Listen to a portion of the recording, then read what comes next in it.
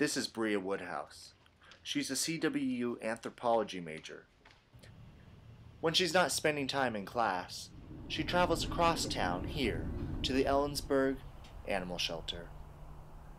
We do laundry, we clean up dog poop, and then we play with the animals too. That's always fun, but I initially started just because, well, first off, I miss my own pets, so to be around dogs and cats is just kind of nice when you're away from home, but I guess just because they need help, and I'm passionate about animals and getting them adopted. I don't understand how people can hurt an animal. It's like hurting a child to me. Like, they can't do anything about it, they're helpless. And so when they've been abused, or if they're in like a hoarding situation where they don't get socialized, it's just really sad to see the effect that has on them. It affects if they're gonna get adopted or not as well. Because if they've been in a hoarding situation where they don't have socialization at all, then it's gonna take a lot of work to get them to that point where they're adoptable, and sometimes you just can't do it. You just wanna give a home, like, when you see babies on the commercials, like, oh, poor babies. And some people are like, I just want to adopt every child and give it a loving home. I just want to adopt every animal and give it a loving home where they don't have to deal with, like, I don't trust people to take care of their animals, you know what I mean? Because so many people just bring their animals in and lie about, oh, I found it on the street, but you can tell which ones are the ones that are their pets they're dropping off. There's this one dog at the shelter, his name was Murphy.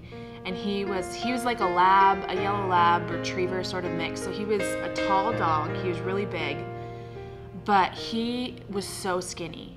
Like, we could not get him to eat. We tried all different kinds of food for him, mixing different things, giving him peanut butter.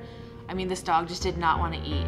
And he is just the biggest baby ever. Like, oh, it makes me sad because I miss him. He got adopted, so it's good, but I just loved him. He just would come, he was this huge dog, and if you sat down, he would just come and sit in your lap.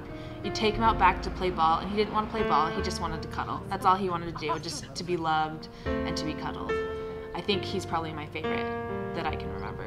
That if I had to pick one that I could take home, I would take him, because he was just such a sweetheart. But I don't think you have to necessarily be an activist to make a difference. I only go 2 hours a week to the shelter.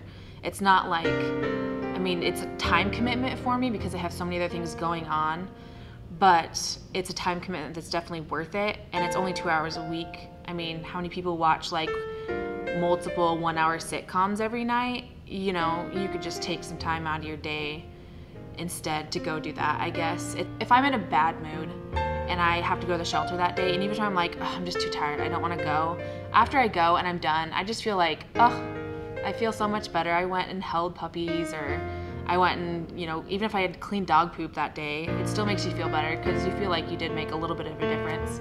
So I'd say you don't have to be an activist, but doing a little bit helps.